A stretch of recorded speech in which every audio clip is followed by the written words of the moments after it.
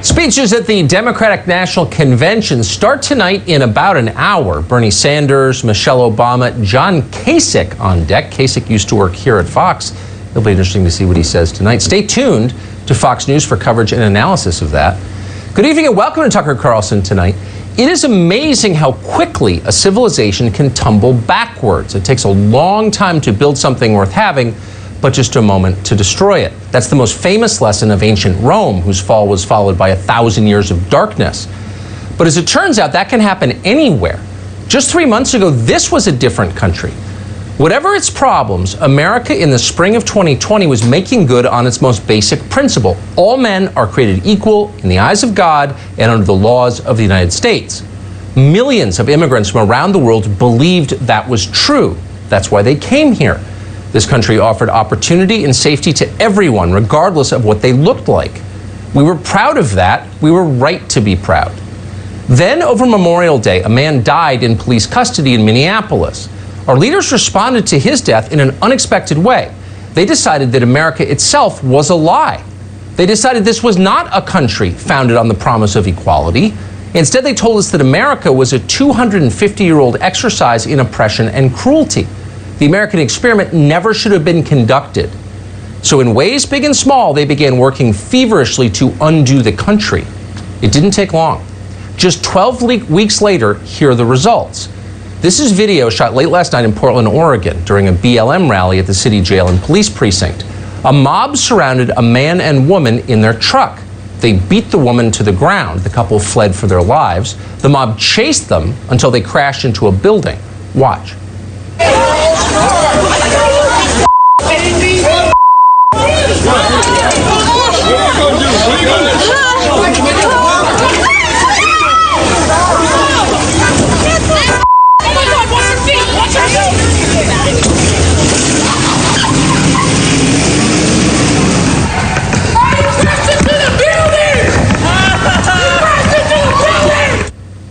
He crashed into the building. The mob loves it. They're rejoicing.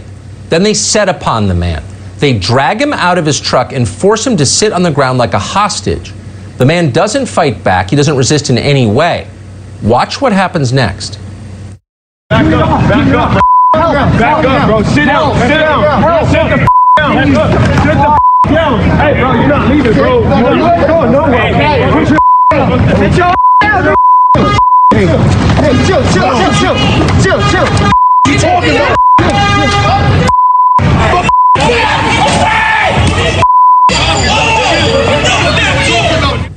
It's hard to watch. They nearly killed him. They beat him unconscious. We just learned the man is still in the hospital tonight.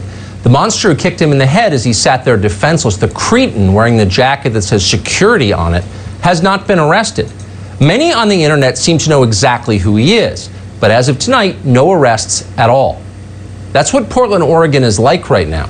A major American city has fallen to the mob. We've got much more video from Portland. Some of it we're not going to show you. It's too awful. The rest of the media are ignoring all of this. These are Joe Biden's voters screaming slurs as they kick people in the head. This is the media's team. They don't want you to know what nonviolent protests actually look like. When BLM lunatics call for the murder of police, and they do, the other networks act like it never happened. Here's yet another clip CNN will not be playing tonight. Your mother's umbilical cord should have wrapped around your neck and choked you just the way you choked George Floyd, you filthy animal. I know you got a gun, but so do I. Go ahead and shoot me. I'm shooting back. Am I lying, my comrade? You shoot me, I'm gonna shoot you back. You need to be charged with murder. They need to hang you high, not hang you low. They need to send you to the electric chair and let you fry like a piece of burnt bacon. Fry like a piece of burned bacon, calling for the killing, for the murder of other Americans. For months, elected Democrats have tacitly endorsed this, the violence in our streets. They inspired it. They watched it happen. They refused to condemn it. Jerry Nadler just pretended he had no idea what you were talking about when you asked. But this weekend, they dropped the pose. The blurry line between violent mob and Democratic office holders disappeared completely. Here is John Thompson. He's a Democratic State House candidate in the state of Minnesota. Thompson, and we want to be clear about this, is not some fringe candidate. Thompson has won the endorsement of the governor of the state, Tim Walz, its Attorney General Keith Ellison, as well as of Congresswoman Ilhan Omar. But John Thompson isn't simply a Democratic candidate, he's also a violent thug. Here's Thompson the other day threatening a family, women and children, at their home. I'm a black man being terrorized by this Klansman right here. We are terrorized by the Grand Wizard. Y'all got the Grand Wizard living in your goddamn neighborhood. All the Klan exists in Hugo, Minnesota, and it's right here. Don't run now. Don't run now, racist white people. I'm here. Oh yeah, we pull up. We pull the out. And if people in Hugo don't support black people, Hugo, Minnesota.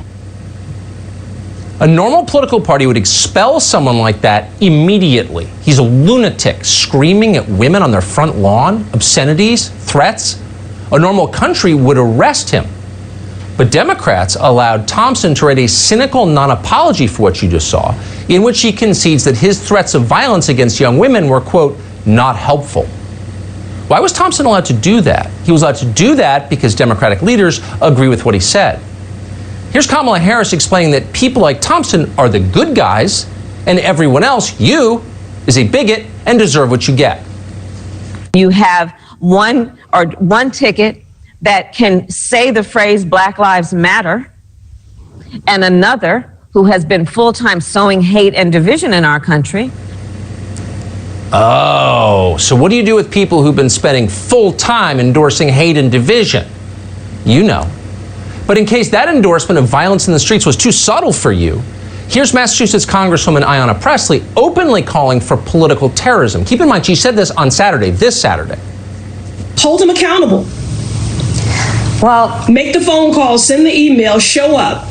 You know, there needs to be unrest in the streets for as long as there's unrest in our lives. And unfortunately, there's plenty to go around. There needs to be unrest in the streets, Congresswoman Pressley said. Well, her wish came true. A day later, a man was beaten nearly to death in Portland, apparently for the way he looked. Pressley supports this explicitly today.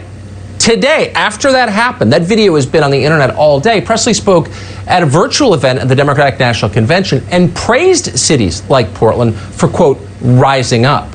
We showed you what rising up looks like. It's innocent people kicked in the face until they're almost dead. Ayanna Pressley isn't pretending anymore. None of them are. Here's what rising up looked like in Seattle last week. Give up your house, give black people back their home. Thank you. You're sitting there comfortably as if you didn't have gentrified this neighborhood. I used to live in this neighborhood. But I used to live in this neighborhood. I grew up here and my family was pushed out. And you're sitting up there having a good time with your other white friends. So let's not act like you just are oblivious to as you knew about it all along and you were okay with it. But guess what? We're not. And we're bringing it to your door. So what the you plan to do about it? Guy in the windows calling the cops. I don't care. We don't like the way you look. Give us your house. There's no excuse for this. There's no rationale that justifies this. And there's no society that can endure if this continues. That just happened. So where's the so-called Civil Rights Division at the Department of Justice? Do they think this is okay? Would it be okay if the colors were reversed? Oh, no, it wouldn't be? Then it's not okay in this case, because equality is a universal principle. It cannot be selectively defended or it means nothing, which is to say, it means nothing. Our leaders no longer care about equality. As of tonight, some Americans aren't even allowed to drive on city streets, the streets they pay for. Take a look at this video from New York City. Move the back now. Move the back now. What the did I just say? Move the back, bro. Move the back. You dumb not even sitting. Yo, I want dead ass smash your car, bro. Ask me if I give a Ask me if I give a Get the out. Right now. You don't give a black lives. Let's go.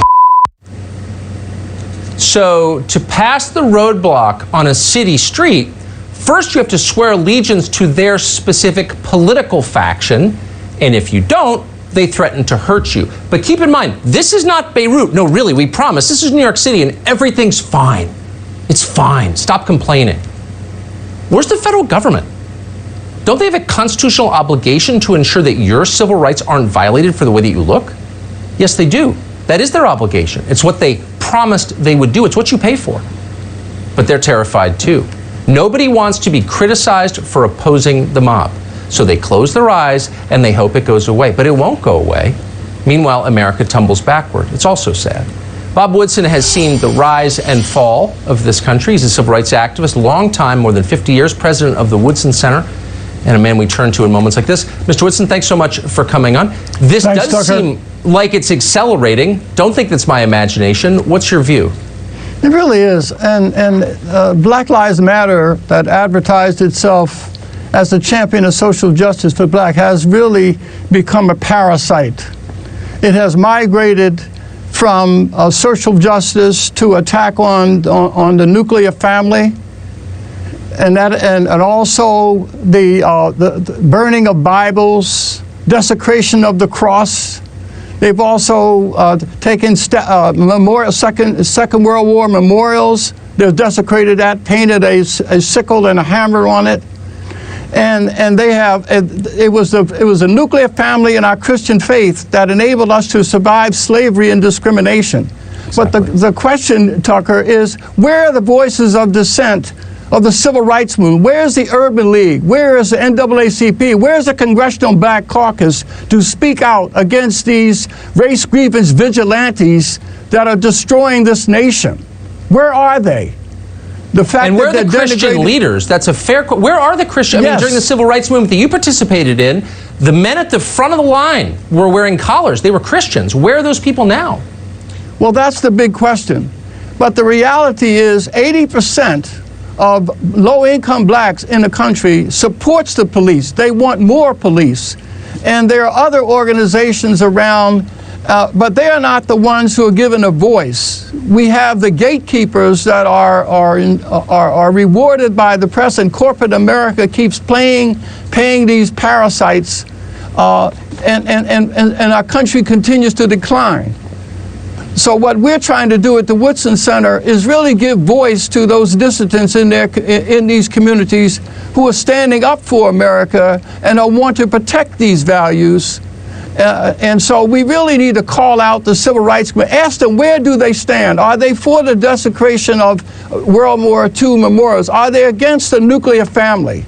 Do they really believe that Christian faith is homophobic and therefore that the cross should be desecrated because it's a symbol of white supremacy? They need to be called to task.